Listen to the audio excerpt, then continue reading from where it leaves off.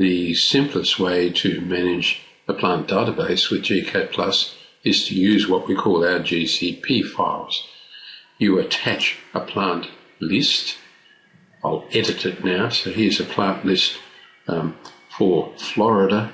This site is in Florida, so the plant list covers that area, plants that grow nicely in that area. And you may recall, let's edit it again, you may recall that you can sort ground covers, medium shrubs, small shrubs and so on. Just click on any column and that will sort them, so you can use the plant database to search for individual species. If you know botanic names, you can use it to choose one particular species to solve one landscape problem. The important thing when you are running the plant schedule, whether the plant schedule is a custom schedule or a standard schedule, is that the plant list needs to be in a certain order. The order of the plant list needs to be botanical name, common name, type, code, pot size, cost and custom. And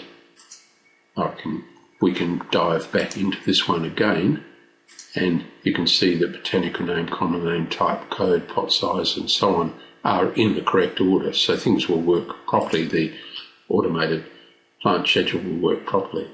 However, we have seen instances where people have inserted columns and moved things around and then need to sort their individual plant database file into this order. And although we don't have a sort facility inbuilt into gCADPlus, you can use Microsoft's Excel to import a GCP file and then rearrange things. And I'd like to show you how that's done. Well, I've started Excel. I'll click on Blank Workbook. I'll go across to Data, and then from Text CSV, I'm going to open a GCP file. So we need to go to the desktop and change this to All Files. And here's a GCP file called From Paris To. So we're going to import it. And can you see that Excel loads a GCP file, puts things into columns, and we can say loaded. And we're looking directly at a GCP file. We don't need this one. We can delete that row and we can rename this column. We've got botanical name, common name there, haven't we? We may need to remove that and rename those columns, but I digress. What we want to show you is that in Excel you can just change the order of columns. We want the code column to be after the type column. So I simply select the column, hold the Shift key down, and while holding the Shift key down, drag this across so that now code follows the type column. So now printing a schedule and stamping a copy of the contents of the code into and on top of symbols will all work perfectly well. At this point, you would save the file as a tab delimited file.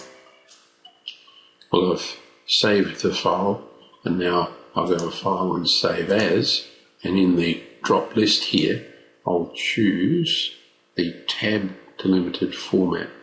Here it is down here, Text Tab Delimited Format, and we're calling it Paris 2 Reorganized. So we'll save it. It's going on the desktop.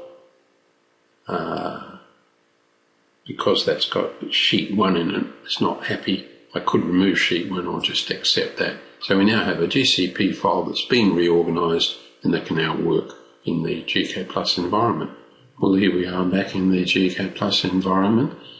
You remember we exported that file as a tab separated file. It had the extension TXT.